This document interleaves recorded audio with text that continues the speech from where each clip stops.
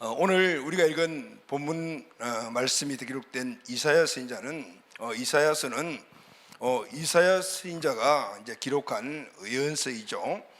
이사야 선지자가 활동했던 시기는 남과 북이 나눠진 이후에 그 이스라엘이 북쪽 남쪽으로 나뉘어졌어요. 솔로몬 왕 아들의 르호보암 시절에 남북이 나눠졌죠. 그래서 북쪽 이스라엘을 북이스라엘이라고 칭하고 남쪽 이스라엘은 남유다라고 이렇게 이름이 정해져 있어요.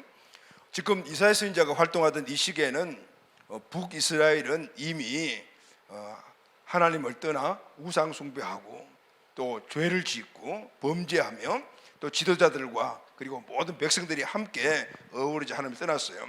하나님은 여러 번 그들에게 견고하고 또 중간중간 또 징계도 하셨지만 그들은 결코 돌이키지 않았습니다. 그래서 하나님은 그 당시 근동의 강대국으로 세워진 아수르를 통해서 이스라엘을 패하게 만들고, 그래서 북이스라엘은 아수르에서 망하게 됩니다. 이사야 선지자가 활동하던 이 시기는 이미 북이스라엘이 아수르에서 망했고, 남왕국 유다 역시 강대국인 아수르에 의해서 위협을 많이 받았던 그런 때입니다.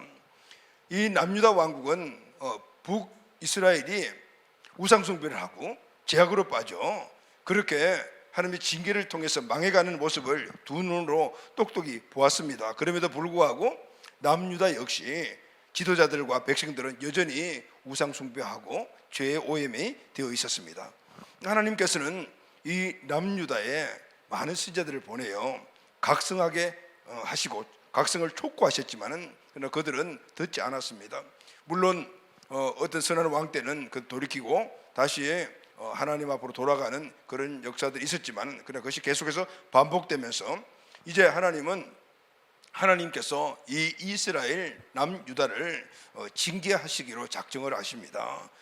그래서 이사야 1장에서 39장을 보게 되면은 이스라엘의 죄악을 지적하신 이 하나님은 이사야 선지자를 통해서 여호와의 날을 선포하십니다. 이 여호와의 날은 바로 이스라엘의 멸망의 날입니다. 이렇게 이스라엘의 징계를 멸망의 날로 선포하신 이후에, 근데 이런 하나님의 계획을 들었을 때 이사야 선지자의 마음은 어땠을까요? 하나님은 이스라엘이 범죄해서 바벨론에게 이제 패망당하는 그런 모습들을 아주 리얼하게 아마 이미지로 보여주시던 것 같아요. 그들 선지자들 전부 다. 그러니까 자기의 동족 사랑하는 백성들이 바벨론이라는 나라에 이렇게 처참하게 참혹하게 당하면서 망하는 모습을 보고 성전이 회파되고 포로로 끌려가는 이런 모습을 보실 때 마음이 어떠했겠습니까? 자, 이렇게 마음이 정말 어마어마하게 무너져 있었을 것 같았습니다. 그런 상황 속에 있는 이 이사야 선지자에게 1장에서 39장까지는 그런 말씀들을 선포했지만은 40장에서 66장을 통해서 그들의 회복을 말씀을 하십니다. 그러니 결국은 하나님이 이스라엘을 징계를 하시지만은 그 징계의 목적이 징계가 아니라는 것을 말씀해 주신 것이죠. 그것을 어떻게 할 수 있냐면은 40장에서 60장을 보게 되면은 비록 이스라엘이 범죄해서 바벨론에게 처참하게 그렇게 망하게 되고 포로로 끌려가서 엄청난 고난을 겪게 되지만은 하나님은 그게 영원히 너희들을 두지 않겠다는 거죠. 그리고 그들을 회복시켜 주시겠다 이렇게 말씀하시는 위로와 소망의 말씀이 40장에서 우리 오늘 본문에 함께 포함된 60장까지의 그 말씀이에요. 하나님은 참으로 신실하십니다. 할렐루야, 아멘. 하나님은 조금도 하나님의 약속을 변개하지 않으셔요.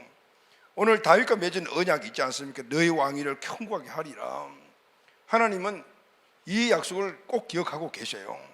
그래서 하나님은 그동안에 이 남유다에 엄청난 축복을 주셨지만은 그러나 인간은 우둔하고 잘 깨닫지 못해서 하나님만 붙잡고 살아가게 되면 복을 받는다, 이 땅에 하나님이 약속하신 은혜를 누리고 살 수 있다라는 것을 쉽게 잊어버리는 것이죠. 그래서 딴 곳으로 한눈을 팔고, 그리고 그런 한눈을 팔게 되면 이렇게 되는 거다라는 것을 북이스라엘을 통해서 보여주었음에도 불구하고 그들은 그 눈을 똑똑히 보고도 똑같은 일들을 반복하는 것, 이런 모습들을 보면 참 이 시대는 마찬가지 아니겠습니까? 저와 여러분들도 동일할 것 같아요. 참 우리는 둔하구나라는 것들을 많이 느껴요. 그럼에도 불구하고 한 번 부르시고 약속하신 하나님, 그 신실하신 분은 결국은 그 징계를 통해서 그 백성들이 다시 돌아오기를 원하고, 그리고 그를 통해서 회복되고 원래의 복을 누리기를 원하시는 거예요. 할렐루야. 하나님은 신실하시다는 것을 말씀해 주고 있습니다. 여러분, 이사야서가 기록되던 이 시기는 주전 740년에서 680년 경으로 이렇게 성경시대를 봅니다. 그런데 이때가 언제냐면은 아직까지 이스라엘 남유다가, 북쪽은 북이스라엘은 망했지만은 남쪽 유다는 아직까지 망하기 전입니다. 아직 포로로 끌려가지도 않았어요. 북왕국은 아수르에서 망했고 아수르가 근동에 패권을 장하고 있을 때지만은, 그리고 아직까지 남유다를 멸망시켰던 이 바벨론은 겨우 일어났던 아주 작은 나라였어요. 이런 그 시기에 이 이사야서가 기록이 된 겁니다. 그리고 궁극적으로 이스라엘을 회복시켜 주시겠다고 약속하셨던 그 페르시아는 아직까지 지구상에 태동도 하지 않았던 그런 시기였습니다. 그런데 이사야 선지자가 예언한, 하나님의 말씀을 대언한 이 예언은 150년 후에 그대로 똑같이 이루어집니다. 남유다는 아수르 다음으로 근동의 패권을 장악한 바벨론에게 처참하게 멸망당합니다. 그리고 포로로 끌려갑니다. 바벨론은 또 그 다음에 일어난 페르시아에게 망하게 되죠. 페르시아는 첫째 왕이었던 고레스 왕이었는데, 이 고레스 왕은 왕이 되자마자 바벨론에게 포로로 끌려왔던 모든 나라 백성들을 자기 나라로 돌아가도 좋다라고 허락을 합니다. 그러니까 이스라엘 백성들이 이제는 예루살렘으로 돌아가게 되었죠. 자, 이런 상황들이 지금 이 이사야서에 다 기록이 됐는데 아직까지도 하나도 일어나지 않는 그런 일들이었어요. 여러분, 하나님의 약속의 말씀은 꼭 그대로 이루어집니다. 할렐루야, 아멘. 하나님이 약속하신 말씀은 한 개 1.1획도 변함없이 그대로 이루어집니다. 성경 말씀이 그대로 이루어졌고, 아직 이루어지지 않은 것은 주님의 재림과 앞으로 이루어질 영원한 나라죠. 이전에 하나님의 약속의 말씀들이 다 이루어졌던 것은 앞으로도 그대로 이루어질 것을 우리가 믿는 거죠. 할렐루야, 아멘. 여러분, 왜 성경이 다 역사를 배경으로 씌어진지 아십니까? 그것은 그대로 이루어졌다라는 것을 증명하기 위한 겁니다. 성경에 나와 있는 역사는 일반 역사에도 그대로 다 증명이 되는 것이죠. 하나님의 말씀은 그대로 이루어진다는 것은 그냥 성경에만 기록됐다면 그건 이야기잖아, 이렇게 우리가 생각할 수 있지만은, 그러나 이 성경에 기록된 역사를 배경으로 했던 모든 말씀들은 그 실제 역사에서 그대로 이루어진 거죠. 앞으로도 이루어질 겁니다. 할렐루야, 아멘. 자, 근데 여러분, 오늘 본문 말씀을 보게 되면은 이스라엘은 이 이사야 선지자의 하나님의 약속의 말씀대로, 예언의 말씀대로 그대로 이루어지죠. 강력한 힘을 가진 바벨론에게 망하게 됩니다. 북이스라엘은 아수르에 의해서 BC 722년 이때 망했죠. 그리고 남유다는 그때부터 136년 정도 더 존재를 하다가 주전 586년에 망하게 됩니다. 그리고 예언대로 포로로 끌려갑니다. 그 전쟁의 참상은 일반 역사에서 나왔듯이 아주 참혹하고, 지금 러시아와 우크라이나 전쟁의 그 참혹상들이 신문에 나는 걸 보게 되면은 너무 참혹하죠. 그게 포로로 된 사람들이 여러 가지 당하는 어려움들을 보면서 마음이 너무 아픕니다. 그런데 이 시기에도 똑같은 그런 일들이 일어났죠. 전쟁의 참상도 참혹했을 뿐만 아니라 바벨론의 포로 생활로 가 있던 이 이스라엘 백성들의 삶도 좋은 삶이 절대 아니죠. 그들의 삶을 한마디로 말하게 되면 전쟁의 공포, 포로의 두려움의 삶, 이렇게 한번 정의할 수 있을 것 같아요. 고레스가 왕이 되고 이제 그들에게 자유가 주어져서 예루살렘 귀환이 허락되었지만은 돌아가는 과정도 그들에게는 너무 두려웠습니다. 오늘 본문 2절을 보게 되면은 물, 강, 불이라는 이런 단어들이 나오잖아요. 이 단어들이 오늘 우리에게 이 좋은 의미가 전달되지 않아요. 왜 그러냐면은 이 물이나 강이나 불은 이들이 이제는 고국으로 돌아가는 이 여정 속에서 겪어야 되는 험난한 그런 길들을 이야기를 하고 있는 겁니다. 또 이들에게는 무사히 귀환했다 해도 지금 예루살렘의 그 상황은 열악하기 짝이 없습니다. 왜냐하면은 이들이 포로로 끌려가고 난 다음 성전은 다 무너지고 성벽도 무너지고, 그리고 그 땅에 다른 이방 민족들이 들어와서 그곳에서 자기 땅으로 장악하고 살고 있는 것이죠. 그게 돌아가도 지금 예전 같은 그런 삶을 산다는 보장이 없는 거죠. 포로의 삶에 대한 궁핍함, 그리고 다시 돌아간다 하더라도 미래에 대한 불확실성 등등, 이 모든 것들이 그들은 염려, 걱정, 근심, 불안하기 짝이 없을 뿐만 아니라 그것이 항상 두려움으로 마음을 장악하고 있었어요. 그런데 여러분, 이런 상황 속에서 오늘 본문은 바로 하나님 주시는 위로와 소망의 말씀이라고 하지 않았습니까? 그 위로와 소망이 이스라엘에게 찐 위로와 소망이 될 수 있는 것들은 그 핵심이 바로 오늘 본문 1절입니다. 1절 말씀을 우리 함께 깊은 이 뜻을 잘 우리가 묵상을 하면서 한번 읽어보도록 합시다. 시작. 야곱아, 너를 창조하신 여호와께서 지금 말씀하시느니라. 이스라엘아, 너를 지으신 이가 말씀하시느니라. 너는 두려워하지 말라. 내가 너를 구속하였고 내가 너를 지명하여 불렀나니 너는 내 것이라. 자, 여기 보면 야곱아, 이스라엘아 라고 나오죠. 이스라엘을 지금 남유다를 야곱아, 이스라엘아 부릅니다. 야곱의 이름이 이스라엘로 바뀌었잖아요. 그 이스라엘은 야곱의 이름이래요. 그러니까 이스라엘 지금 남유다를 향해서 말씀하시는데, 그 말씀이 너는 두려워하지 말라라고. 할렐루야. 아멘. 지금 상황들이, 그동안 살아왔던 사람들이 두렵고 공포에 질리고 어렵고 미래도 불확실한 이런 상황에서 그런 것들이 두렵지 않을 수가 있습니까? 환경은 너무너무 두려운 거죠. 그런데 하나님은 그들에게 그 환경 속에서 너는 두려워하지 말라라고. 할렐루야. 두려워하지 말라. 명령문입니다. 명령문이라는 것은 두려워하면 안 돼라는 뜻. 이 말은 다른 말로 하게 되면 너희들은 두려워할 수 없는 존재, 두려워하면 안 되는 존재야, 이런 의미를 가지고 있죠. 이스라엘아, 전혀 두려워하지 말아라. 두려워하면 안 된다, 이렇게 명령으로 말씀하시고. 왜 그럴까요? 그냥 너희들이 알아가지고 내가 명령하니까 막 알아서 이겨가지고 두려워하지 마, 이런 의미가 아니고요. 두려워하지 않을 조건들을 이미 주셨기 때문에, 아멘, 이것을 기억해라, 그리고 두려워하지 말아라, 이렇게 말씀하고 있는 거야. 할렐루야. 아멘.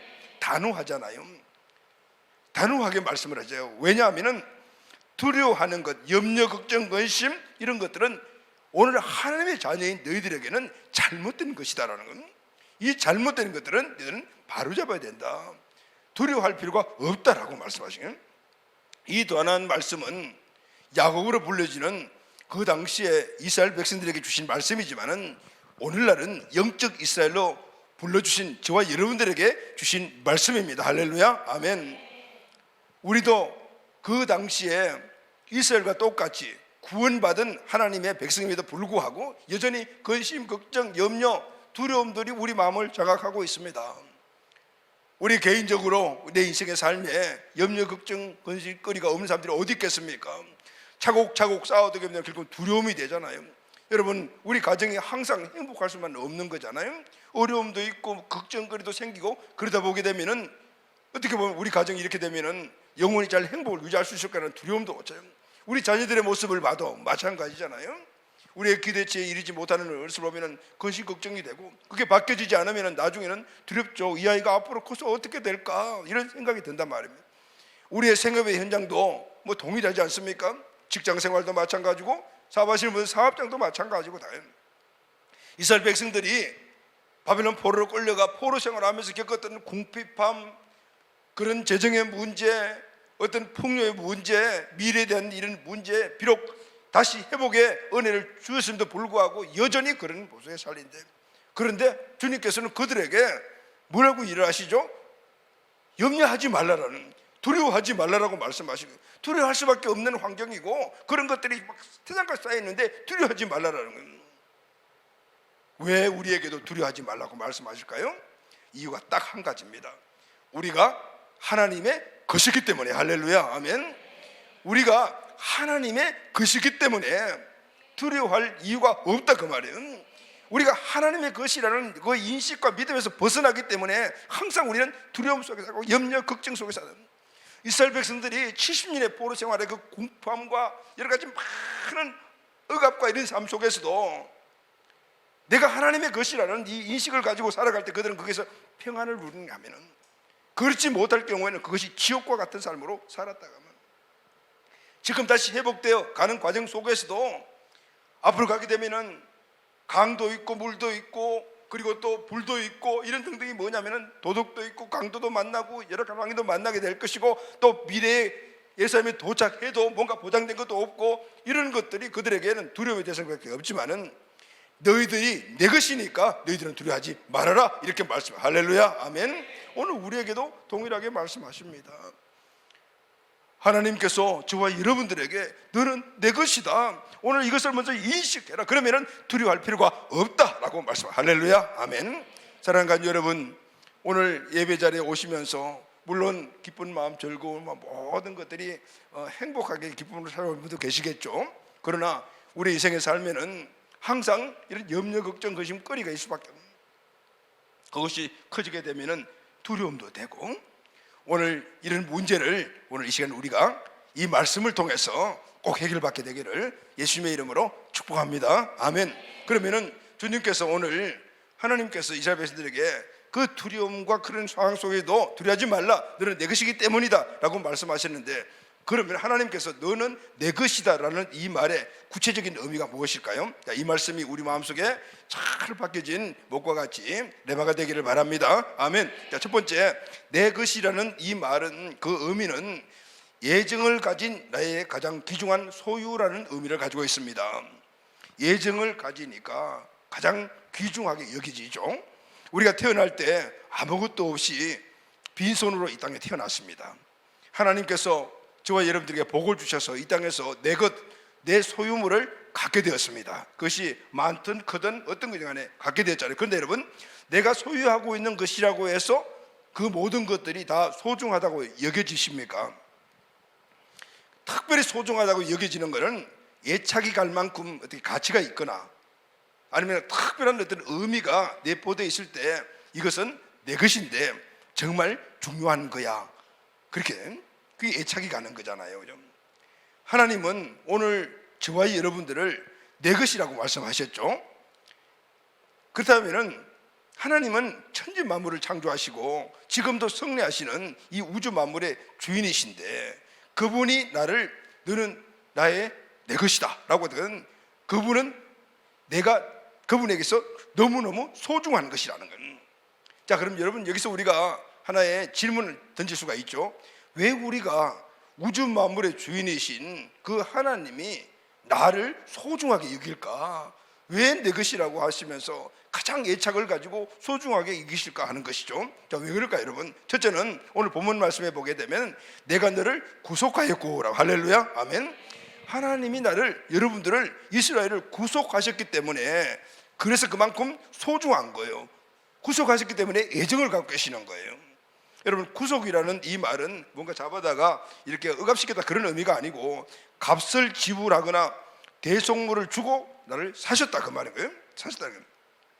하나님은 죄로 말미암아 영원한 형벌을 받아야 할 저와 여러분을 긍휼히 여겨주시고, 그래서 영원히 멸망받고 지옥으로 가야 될 그런 운명 속에 있는 저들을, 아들 예수 그들을 십자가의 대속 제물로 나 다시 내어주셔서 그가 피 흘려 죽게, 내 대신 죽게 하심으로 말미암아 오늘 우리를 사신 거예요. 할렐루야, 아멘. 하나님의 아들의 고귀한 피값을 지불하시고 저와 여러분을 구원하셨단 말이에요. 사셨단 말이에요. 그러니까 여러분, 하나님의 아들을 내어놓고 나를 사셨으니까 하나님 나를 볼 때 얼마나 애착이 가겠어요. 얼마나 귀중하게요. 얼마나 사랑스러울까요? 여러분, 우리가 어떤 물건을 살 때 그 물건을 더 애착을 가지고, 그리고 또 귀중하게 여기고 그걸 사랑하는 그런 물건들이 있죠. 그건 어떤 물건들이에요? 값을 많이 지불할수록. 그게 명품이 왜 귀합니까? 그냥 한번 갔다 와가지고 아무데나 들여놓는 게 아니고 그냥 잘 싸가지고 그냥 아주 그냥 사람들 잘 손는데 보관하는 이유가 뭐죠? 애착이 가기 때문에. 왜죠? 돈을 많이 주고 샀기 때문에 그런 거예요. 하나님이 오늘 우리를 그렇게 애착을 가지고 본 이유가 딱 있는 거죠. 그분의 아들, 그 피를 대신 흘리게 하심으로 그래서 나를 사셨기 때문에 너무너무 귀하다 그 말이에요. 또 하나는 오늘 본문에도 보면 내가 너를 지명하여 불렀나니 그랬죠. 지명하여 불렀다는 것은 하나님은 여러분 한 명 한 명을, 우리 한 명을 한 명 한 명을 부르시다는 거예요. 그냥 그룹으로 10명, 5명 모아가지고 다 이렇게 불러서 구원시킨 것이 아니고 여러분 한 명 한 명을 불러셨다는 거예요. 명품이 왜 귀중하죠? 하나밖에 없기 때문에 귀중한 겁니다. 뭐 하나는 아니죠, 그죠? 그지만 소수기 때문에 귀중해요. 여러분 왜 하나님이 우리를 귀하게 여기신지 아십니까? 왜 애착을 간지 아십니까? 바로 한 사람 한 사람을 따로 불렀기 때문에 모두가 한 나라에서는 모두가 하나의 공적이었지만 그냥 하나님에서는 우리가 한 명 한 명인 거죠. 예전에 우리 부모님들은 자녀들을 많이 낳았잖아요. 6명, 7명, 8명 뭐 그렇게 자녀들을 낳았는데 그 아이들 전부 다 내 자식이지만은 그러나 각각이라 한 사람 한 사람 배 아파서 낳았기 때문에 그 7, 8, 9, 10명 모두가 다 소중한 거예요. 하나님이 저와 여러분들을 그렇게 부르시는 거예요. 하나님 너는 내 것이라고 얘기한 것은 구속하였고 피의 대가 아들의 피를 대신해 우리를 사셨고 그리고 한 명 한 명을 사셨기 때문에 하나님은 우리를 최고로 사랑할 수밖에 없다 말이에요. 요즘 우리 젊은이들 이야기하는 최애라, 여러분 한 사람 한 사람이 최애잖아요. 아멘이죠 여러분? 자, 이런 사실을 우리가 알 때 이 주님의 사랑이 여러분 느껴지십니까? 이 하나님의 나를 최애하시는 이 사랑 오늘 여러분 감사하고 살아가십니까?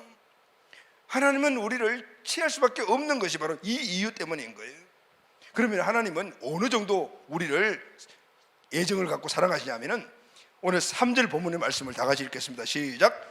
대저 나는 여호와 내 하나님이요 이스라엘의 거룩한 이요 내 구원자니라. 내가 애굽을 너의 속량물로 구스와 스바를 너를 대신해 주노라. 이스라엘을 저와 여러분을 얼마나 사랑했냐면은 애굽, 구스, 스바. 애굽은 그 당시 밑에 최고 큰 나라잖아요. 그때 최광대국들. 구스, 스바 온 세계 나라를 다 말하는 거죠. 나를 사시기 위해서, 나를 사랑하시기 위해서 그런 걸 다 내어줬다는 거예요. 그만큼 나를 사랑하신다는 거죠. 또 심지어 4절 이후를 보게 되면은 사람들을 이스라엘 대신 내어주었다는, 이 사람들에서는 온 천지 만물 모든 사람들을 이스라엘을 사기 위해서 내어주셨다는 거예요. 그리고 이스라엘 백성 생명 대신에 다른 백성들의 생명을 내어주셨다는 거예요. 온 백성들, 온 세상 사람들의 생명을 다 내어주고 이스라엘을 샀다고 말해요. 오늘 온 세상에 모든 사람들을 다 내어주고 그 생명을 다 내어주고 내 생명과 바꾸었다. 할렐루야, 아멘. 그러니 이 희생을 감당하면서 최고로 관심을 가지고 저와 여러분들 이스라엘을 주님께서 부르시고 사셨으니 내 백성이니까 내 것이라고 말씀하시니까 책임지고 구원하시고 어려운 문제가 있으면은 그곳에서 우리를 구하여 주시지 않겠습니까? 할렐루야, 아멘. 하나님은 저와 여러분들에게 이처럼 애정을 갖고 계시는 거예요. 자, 그러면 우리는 어떻게 살아야 될까요? 당당하게 살아야 되지 않겠습니까? 우주 만물의 주인이신 그분이 나를 이토록 아들까지 내어주시고 세상에 수천 수억의 생명과 나를 바꾸신 그분, 그만큼 나를 사랑하시고 나를 체유하시는 그분이 나의 보호자시라면 어때요? 당당해야죠. 할렐루야, 아멘. 세상의 두려움이나 염려 걱정에 사로잡힌다라면 그런 말이 안 되는 것이죠. 그런데 왜 두려워하냐? 왜 우리는 세상에 염려 걱정 속에 잡혀서 그래서 당당하게 살아가지 못하고 있느냐 하는 그 의문을 우리가 가져야 되는 겁니다. 내가 내 눈에 보배롭고 존귀하며 내가 너를 사랑하신 적, 오늘 본문 말씀이죠. 하나님이 너를 볼 때 내 눈에 너는 보배롭고 존귀하며 내가 너를 사랑해. 여러분, 오늘 이 말씀이 우리 마음속에 꼭 레마가 되기를 예수님의 이름으로 축원합니다. 오늘 이 말씀 이상 우리가 세상에서 담대하게 살아갈 수 있는 다른 어떤 근거는 없다 그 말입니다. 그 무엇도 두려워하지 말아야 될 충분한 이유가 이 말씀에 있어요.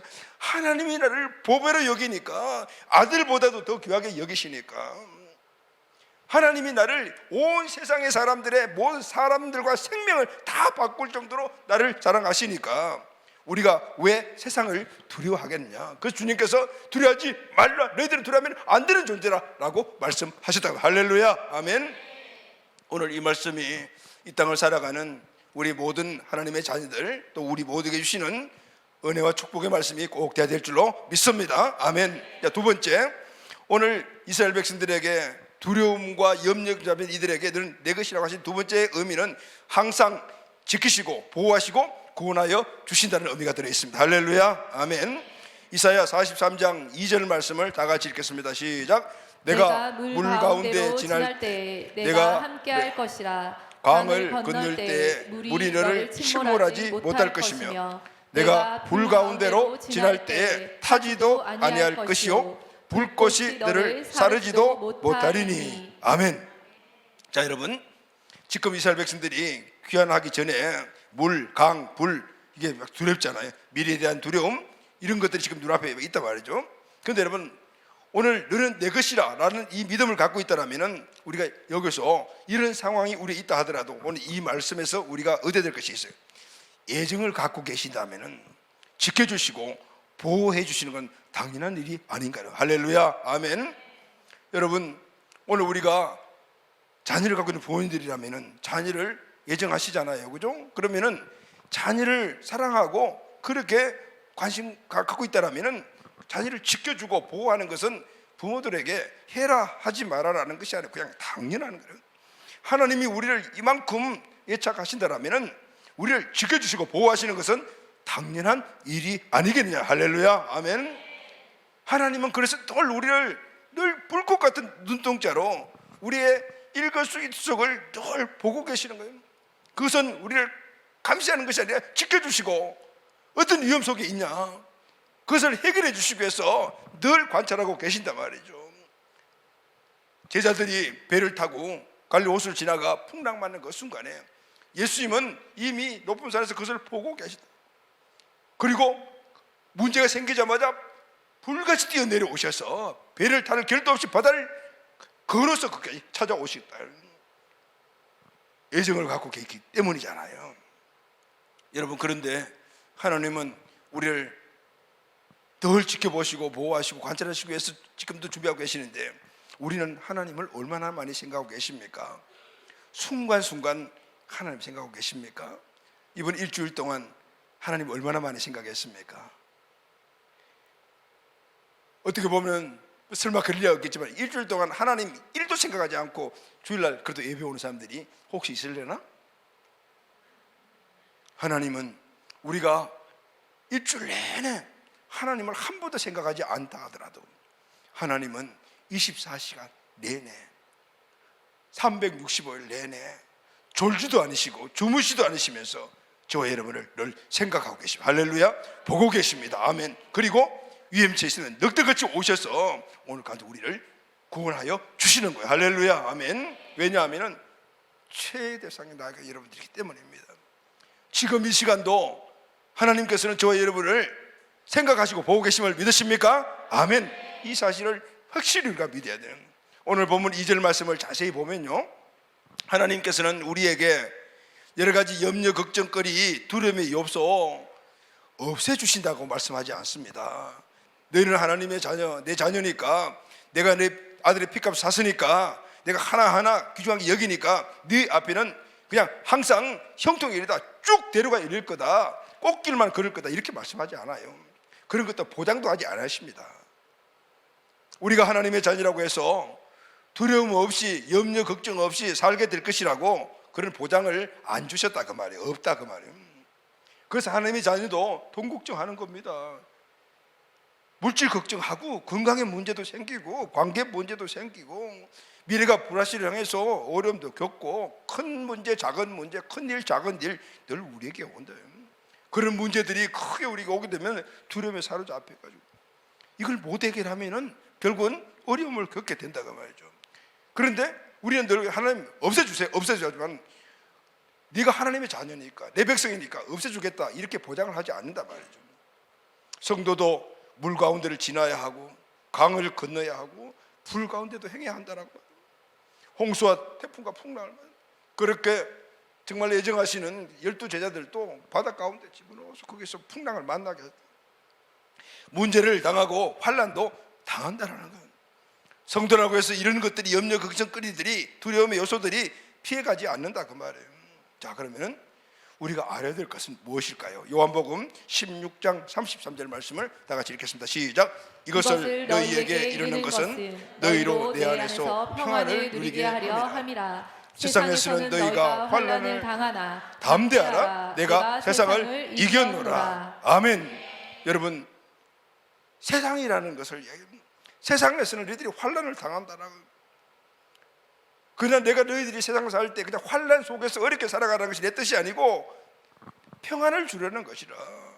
그 평안을 가지고 살아갈 수 있는 방법은 세상을 이기는 거다라고. 할렐루야. 아멘. 세상을 이기는 거야. 맞닥뜨려서 부수고 돌파해 나가고 벽을 허물어 버리는 것이다. 그래야만이 평안을 쟁취하는 거다. 그래서 우리는 주님의 은혜 안에서 능히 이깁니다. 할렐루야. 아멘. 능히 이기게 하시겠다라고 말합니다. 자, 그러면 하나님 어떻게 우리를 이기게 하실까요? 내가 환난을 당할 때, 내가 어떤 고독한 어떤 환경에 처해 있을 때, 근심, 걱정, 염려거리가 내 앞에 있을 때, 두려움이 엄습해질 때 우리가 항상 생각하는 것이 뭐죠, 여러분? 나밖에 없네. 이 문제를 내가 해결해야 되네. 그래서 이것이 더욱더 두렵고 힘들고 어려워져요. 그러나 여러분, 우리가 알아야 될 것은 하나님이 이런 문제를 이겨하는 방법은 내가 환난을 당할 때 홀로 당하지 않게 하나님이 함께 하신다. 할렐루야. 아멘. 물 가운데 지날 때 하나님께서 함께 하십니다. 그래서 강의 물이 우리를 침몰하지 못하도록 막아주시는 거예요. 할렐루야. 불 가운데 행할지라도 우리와 그 가운데 함께 하십니다. 그래서 불에 타지 않고 불이 우리를 사르지 못하도록 보호해 주시는 거예요. 아멘. 홍해를 만나게 하셨지만은 그러나 바닷물을 갈라 길을 내어주시어 바로의 군대들에게 죽지 않도록 만들어 주셨다 그 말이에요. 내가 고난 가운데 있을 때 늘 함께 하시면서 지키시고 보호하시고 때가 되면 우리를 건져내어 주시는 거예요. 할렐루야. 아멘.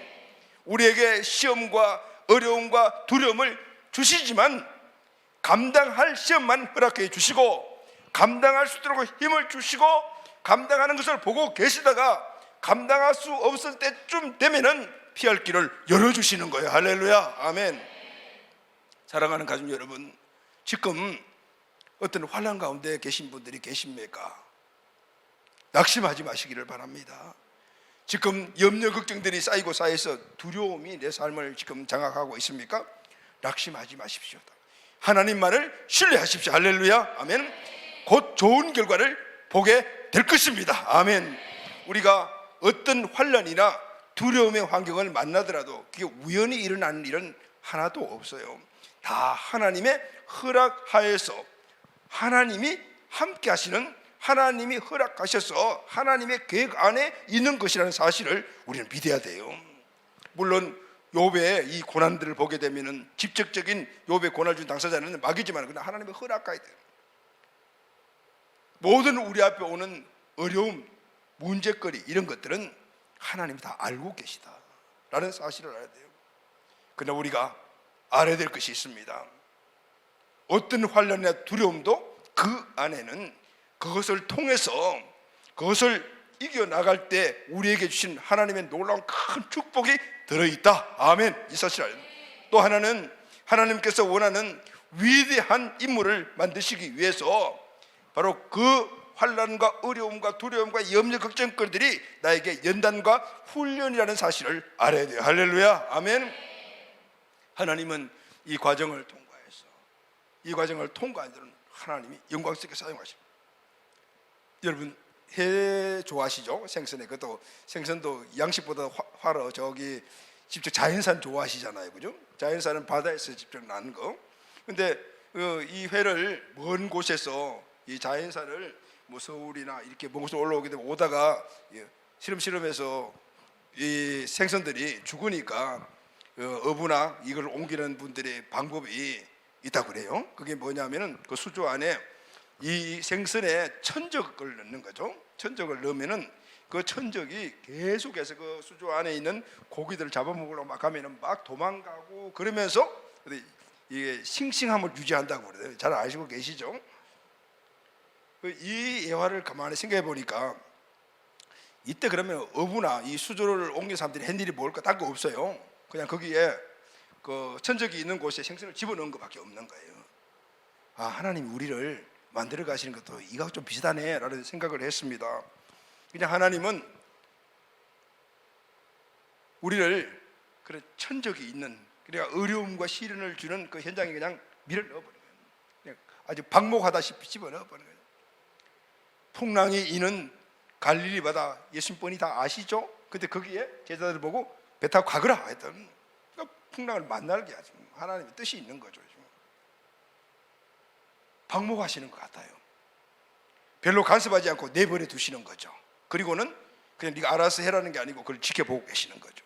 그리고 어떤 그 강인함이나 이런 것들이 어떤 위치나 기준에 올라왔을 때 건져내 주기도 하고, 아, 혼자서 도저히 안 되는구나, 내가 도와줘야지 하면 가서 끌어내 주시고, 어떤 상황이든 간에 강하게 만들어. 할렐루야, 아멘. 강하게 만들어.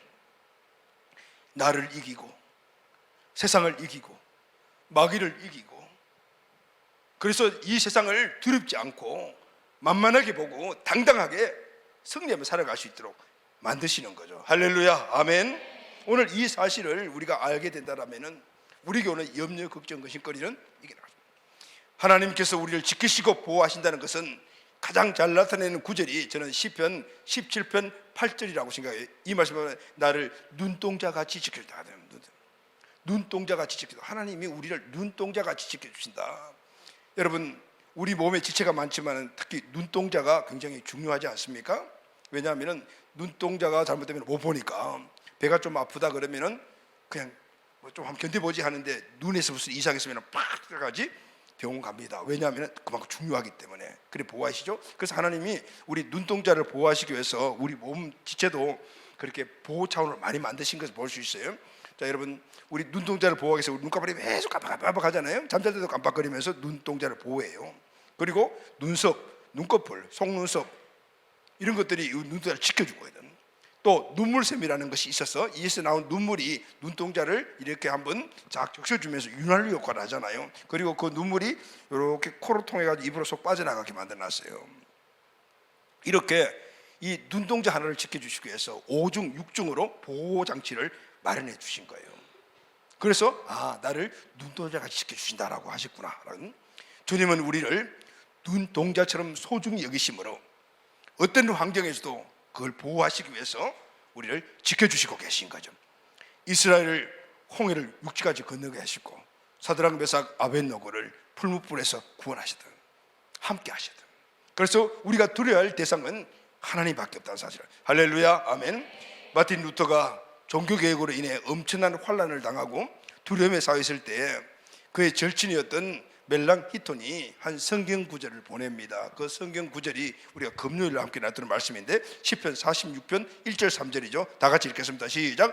하나님은 우리의 피난처시요 힘이시요 환난 중에 만날 큰 도움이시라. 그러므로 땅이 변하든지 산이 흔들려 바다 가운데 빠지든지 바닷물이 솟아나고 뛰놀든지 그것이 넘침으로 산이 흔들릴지라도 우리는 두려워하지 아니하리로다. 아멘. 하나님이 내 심중의 중심에서 그분이 나를 도와주시고 보호하시고 계시기 때문에 어떤 쓰나미와 같은 어려움, 강도 9, 10 같은 지진이 온다 하더라도 나는 절대 흔들리지 않는다라는 거. 할렐루야, 아멘. 사랑하는 가족 여러분, 이 말씀이 저와 여러분 우리 모두에게 오늘 험난한 이 시대를 우리가 살아가는 한 걸음 한 걸음 정말 앞이 잘 보이지 않는 이 시대를 살아갈 때 레마의 말씀이 되기를 예수님의 이름으로 축원합니다. 하나님은 지금 환난과 두려움 가운데 함께 계십니다. 내가 하나님의 것이기 때문입니다. 소중하기 때문입니다. 최애의 대상이기 때문입니다. 그래서 지금도 함께 하시며 지금도 지켜주시고 보호하시고 그리고 어려울 때마다 적시 달려오셔 구원해 주신다는 사실을 꼭 믿으시기를 예수님의 이름으로 축원합니다.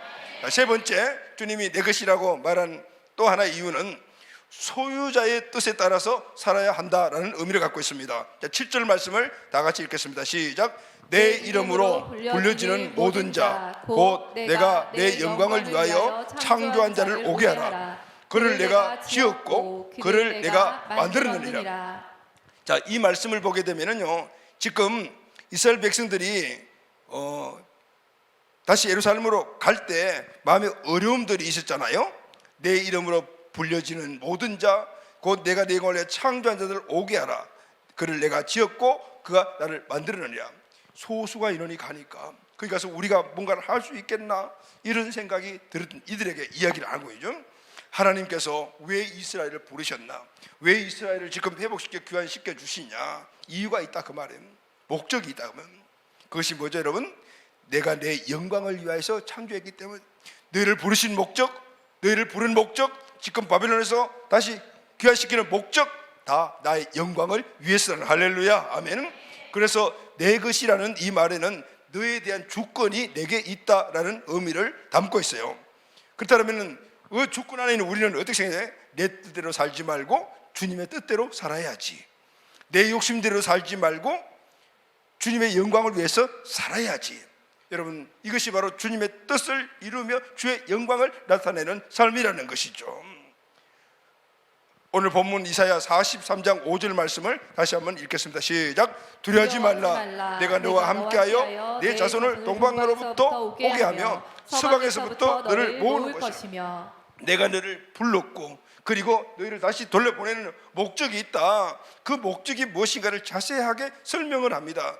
두려워하지 마라. 지금 가게 되면은 거기에 사람도 없고 이스라엘 백성들도 없고 이방인들만 있고, 그렇다면 우리가 이 소수가 가서 그들과 싸워서 이길 수 있겠냐? 이런 염려 걱정 거시가 있는 그들에게 두려워하지 마라. 내가 너와 함께 있고, 첫째는 함께 있다. 그리고 너희들뿐만 아니라 네 자손을 동쪽에서부터 서쪽에서부터 불러가지고 예루살렘으로 다 모아 줄 것이다. 할렐루야, 아멘. 모아 줄 거라. 걱정하지 마라. 그냥 가라. 그러면 내가 동쪽 서쪽에 있는 너희 형제들을 다 그에 모아줄 것이다. 6절 말씀을 다 같이 읽겠습니다. 시작. 내가 북방에게 이르기를 내놓으라. 남방에 이르기를 가둬두지 말라. 내 아들들을 먼 곳에서 이끌며 내 딸들을 땅끝에서 오게 하며. 그러면 어떻게 동서남북 사방에 있는 흩어져 있는 이스라엘 백성들이 돌아오냐 말이죠. 이 말씀이 뭐죠? 내가 북방 왕에게 가서 이 아이는, 이 사람들은 내 백성이야, 내 아들 딸들이야, 내놔. 또 서쪽 왕에게 가서 이 아들들은 내 아들이야, 내어놓아. 다 내어놓게 될 거야. 그래서 그들이 돌아오게 될 것이다. 할렐루야, 아멘. 하나님의 주권이 온 세상을 통치하는 주권이다라는 것은 다 돌아오게 하겠다. 걱정하지 마라. 한 대 모아주겠다. 이것이 바로 하나님의 뜻이에요. 무슨 뜻이죠 여러분? 애굽에서 노예 생활했던 그들을 끌어내어 가나안 땅에서 이스라엘이라는 나라를 만드신 목적, 다시 그들이 하나님의 뜻을 떠났기 때문에 정신 바짝 들게 만들어서 다시 바벨론에서 귀환시켜 다시 나라를 회복한 목적, 그 목적들은 뭐냐면은 이 모든 자들이 함께 모여 원래 너에게 준 내 뜻을 이루는 것이다. 할렐루야, 아멘. 하나님의 뜻이 이스라엘 백성들을 부르신 목적이고 바벨론에서 귀환시킨 목적이라는 거예요. 그게 뭐죠 여러분? 바로 이스라엘이 제사장의 사명을 감당하는 거예요. 출애굽기 19장 5절 6절 말씀을 다 같이 읽겠습니다. 시작. 너희는 모든 민족 중에서 내 소유가 되겠고 너희가 내게 대하여 제사장의 나라가 되며 거룩한 백성이 되리라. 노예에서 거룩한 백성으로 내 소유로, 이유는 제사장의 사명을 감당하기 위해서. 할렐루야, 아멘. 또한 영적 이스라엘로 부른 저와 여러분들에게 주신, 오늘 우리가 이 땅에서 염려, 걱정, 두려움을 이겨나갈 수 있는 바로 또 하나의 우리 계시는 큰 동기, 바로 이 사명이라는 것을 말씀해 주고 있습니다. 베드로전서 2장 9절 말씀 다 같이 읽겠습니다. 시작. 그러나 너희는 택하신 족속이요 왕같은 제사장들이요 거룩한 나라요 그의 소유된 백성이니 이는 너희를 어두운 데서 불러내어 그의 귀한 빛에 들어가게 하신 이에 아름다운 덕을 선포하게 하려 하심이니라. 내가 너를 불러 지명한 것은 바로 나의 영광을 위하여 너희를 부른 것이며, 그 영광을 이루는 삶은 제사장의 사명을 감당하는 것인데, 그 제사장의 사명을 구체적으로 말한 것은 우리를 어두운 데서 불러내요 그의 귀한 빛에 들어가 계신 그 이 예수 그리스도의 그 하신 모든 아름다운 덕을 선포하는 거라. 할렐루야, 아멘. 복음을 전하는 거라는 거, 영혼을 구원하는 거라는 거, 이게 아버지의 뜻이며, 하나님께서 이것을 이루시기 위해서 이스라엘을 노예에서 거룩한 백성으로 삼아주시고, 또 바벨론 포로에서 끌어내주셔 다시 국가를 회복시켜 주시고, 오늘 죄 아래 저주 아래 있는 우리들을 부르신 목적이 바로 이거라는 거예요. 우리가 어려움에 있을 때, 환난 가운데 있을 때, 염려 걱정 두려움 살 때, 그래서 우리를 건져내 주신 목적은 이 일을 감당하라. 이것이 바로 주님의 뜻이라는 거. 할렐루야, 아멘. 이 일을 위해서 우리를 부르셨다라는 겁니다. 염려 걱정 주님께 맡기라. 내가 너희를 부르던 것들은 먹고 사는 거 이런 것 때문에 부른 것이 아니라 그건 당연히 너희들에게 있어야 될 걸 알고 줄 것이니 너희들이 해야 될 먹고 살고 앞으로 미래에 대한 걱정은 다 내려놓고 그냥 그의 나라만 의만 구하라, 이 말씀을 우리에게 주시다. 너희는 먼저 그의 나라와 의를 구하라. 그리하면 이 모든 것을 너희에게 더하여 주시리라. 아멘. 이 모든 것이 뭡니까? 다 먹고 사는 문제잖아요. 돈 문제, 재정 문제, 건강 문제, 여러 가지 이런 그것들 다 이 모든 것이거든요. 그 모든 것들은 너희들이 염려거리가 아니다. 그건 내가 너희들에게 있어야 될 걸 다 알고 있다. 너희들은 그것을 나에게 맡겨라. 그건 이방인들이 구하는 거다. 너희는 먼저 그의 나라와 의를 구하라. 그리하면 이 모든 것들을 너희에게 더하여 줄 것이다. 할렐루야, 아멘. 주님의 부르심의 목적은 그분의 영광을 드러내는 것입니다. 나를 통해서 그분이 살아계심을 나타내는 겁니다. 그래서 하나님이 우주 만물의 주인이시고 우리 인생의 생사화복을 주관하신 분을 네 삶을 통해서 나타내라는 거예요.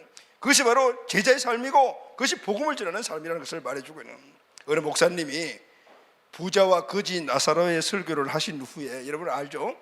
부자와 거지 나사로의 설교 아시잖아요? 그 내용은. 그리고 이제 설교를 끝나고 난 다음에 나가시는 분들을 한번 붙잡고 물어봤어요. 부자가 되고 싶으세요? 나사로가 되고 싶으세요? 이렇게 물었어요.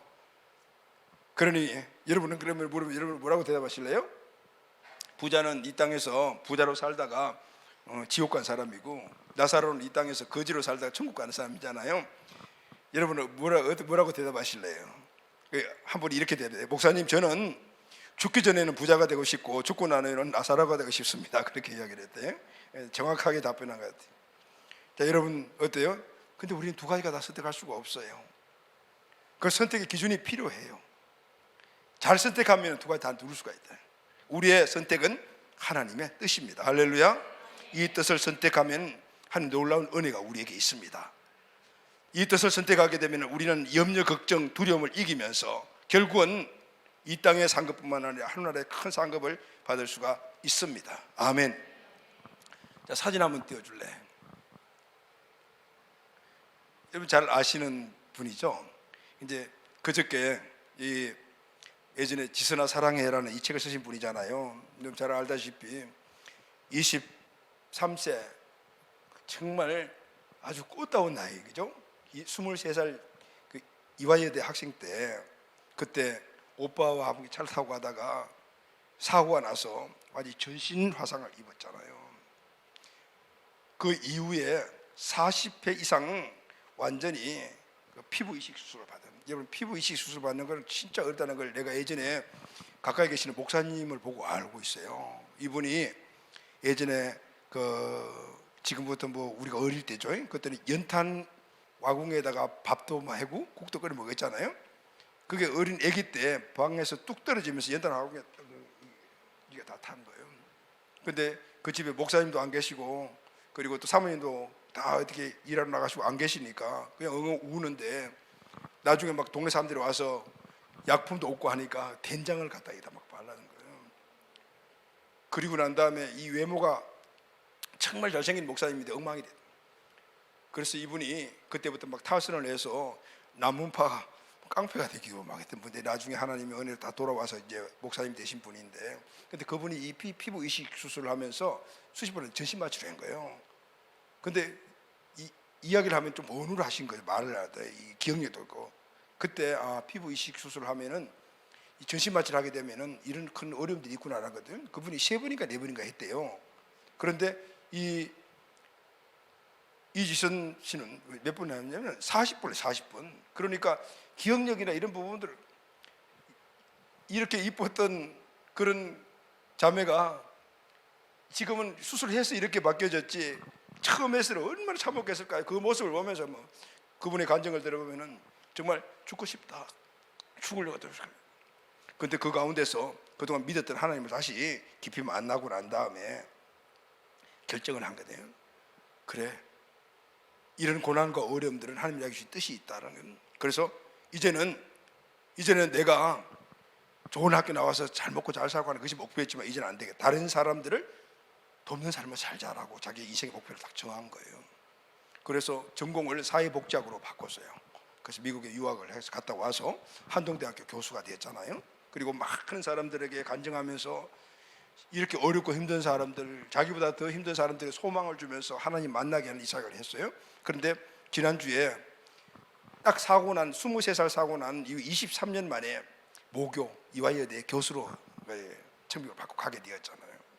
그러면서 하신 그 말씀을 들어보니까 그래요. 내가 모교에 이렇게 교수로 임명받고 하는 것은 영광이지만 그러나 더 중요한 것은 나를 통해서 다른 사람들이 나도 저렇게 살아가야 되겠다라는 그런 것들을 도울 수 있도록 하나님의 은혜라고 생각해요. 그리고 또 한 가지 이야기를 하더라고요. 이때까지 자기 간증과 이 어려움과 고난을 이기면서 그렇게 목표의식을 가지고 하나님 주신 나에게 다른 사람을 도와라라는 이런 의미를 가지고 살아왔지만 이제는 다른 사람을 그냥 내가 이 강의나 아니면 이런 걸 돕는 게 아니라 세상을 변화시키는 사람이 되고 싶다 했어요. 이 복지사역 쪽에서 정책자가 되어서 그런 것들을 관리하고 입안하는 이런 일을 해야 되거든요. 비전은 어떻게 계속 업그레이드 되는 거예요. 할렐루야 아멘. 여러분 고난 중에 하나님의 뜻을 깨달았을 때 하나님의 뜻을 아니까 내가 할 일을 알게 된 거죠. 그리고 그 어려운 그 고난을 40분 그런 전신 마취술을 받더라면 아마 기억력이 거의 둔해질 거예요. 그럼에도 불구하고 하나님의 뜻이 내가 이루는 것이 나를 통해서 하나님의 영광을 드러낸다는 것, 이 의식은 분명 의식이기 때문에 그 어려운 부분들을 이겨나갔던 것을 볼 수 있어요. 할렐루야 아멘. 여러분 우리가 환난과 어려움과 고난을 당하면 주님이 지켜봐 주시고 보호해 주시고 분명히 구원해 주십니다. 아멘. 그런데 여러분 그 과정이 우리에게 있어서 인내의 과정이 따라가야 된다는 거예요. 그 과정에서 살아내야 된다는 이승 교수와 같이 23년 동안 그 과정을 살아낸 거예요. 그냥 그대로 이루어진 것이 아니야. 그냥 하나님의 뜻을 깨닫는 순간에 이루어진 것이 아니고 그 하나님의 뜻을 이루기 위해서 수많은 어려움이 닥쳐오더라도 하나님이 나와 함께 하시고 나를 도와주시고 이 결과 하나님 나를 사용하시면 하나님 영광 받아주신다라는 이 분명한 목적의식을 가지고 살아낸 거예요. 주님께서 나를 사용하실 때까지 구원해 주실 때까지 주님의 때에 올 때까지 살아냈다. 할렐루야 아멘. 여러분 우리가 염려, 걱정, 두려움 그런 과정들 견뎌낸 힘이 무엇인지 아십니까? 주님의 뜻입니다. 할렐루야 아멘. 내 뜻이 아니면 내 뜻이 아니고 주님의 뜻인 거죠. 오늘 우리는 항상 내 뜻에 중심을 맞추고 있잖아요. 하나님 내가 이 어려운 시기에 구원하시고 보호하시고 아멘 아멘 하지만은 그러나 하나님이 구원해주고 난 다음에는 또 다시 원래로 돌아가는 거예요. 왜냐하면은 내 뜻을 이루기 위한 것이기 때문에 어려움은 또 오는 것이기 때문에 그러나 하나님의 뜻이 분명하다라면은 어려움과 힘든 일 했을 때 하나님이 구원해 주시게 되면은 또 다시 이생교수와 같이 업그레이드 시기 가면서 또 어려움도 있겠죠. 그래서 하나씩 이 이생교수를 통해서 하나님의 살아계심이 보여주고 이를 통해서 수많은 사람들이 하나님을 만나게 하고 수많은 사람들이 하나님의 은혜를 사모하는 그런 영광스러운 자세로 가게 되는 것입니다. 할렐루야 아멘. 말씀을 결론하겠습니다. 하나님께서 나를 향해 너는 내 것이라고 하셨습니다. 나는 하나님의 최고로 사랑하는 가장 귀중히 여기는 존재라는 의미입니다. 나와 함께 하시며 지켜주시고 보호하시고 구원해 주신다라는 말입니다. 그래서 두려워하지 말라. 내가 너를 이렇게 사랑하고 너를 지켜주고 보호하는데 왜 두려워하니? 라고 말씀하신 겁니다. 그래서 나는 어떤 두려운 상황을 만나도 두려워할 필요가 있다 없다? 없습니다. 할렐루야. 세 번째는 너는 내 것이라는 말에는 주권자의 뜻대로 살아야 한다라는 뜻이 들어있습니다. 하나님은 이스라엘 주권자이시며 저와 여러분의 주권자이십니다. 오늘 우리는 하나님의 영광을 위해서 이 땅에 살아가야 합니다. 우리에게 주어진 모든 환경, 그것이 어떤 환경이든 간에 오늘 하나님의 영광을 드러내야 되는 겁니다. 이 과정 속에 염려, 걱정, 두려움들이 찾아오지만은 그러나 주의 뜻이 분명히 서게 되면은 우리는 그것을 이겨나가 하나님의 영광스러운 존재가 될 줄로 믿습니다. 아멘. 우리 모두 하나님의 소유답게 어떤 경우도 두려워하지 마십시오. 그분의 뜻을 쫓아 그분의 뜻대로 그분 주신 우리에게 주신 사명과 비전을 따라 힘차게 인생을 살아가는 저와 여러분이 다 되기를 예수님의 이름으로 축원합니다. 아멘.